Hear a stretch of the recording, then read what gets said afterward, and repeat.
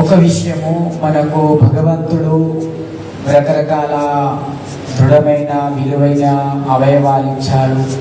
వాటిని మనం కాపాడుకోవాలి. కొంచెం చిన్న మొబైల్ జేబులోకి వెళ్ళి జారిపోతే గుండె జారిపోయినట్టు ఫీల్ అవుతాము.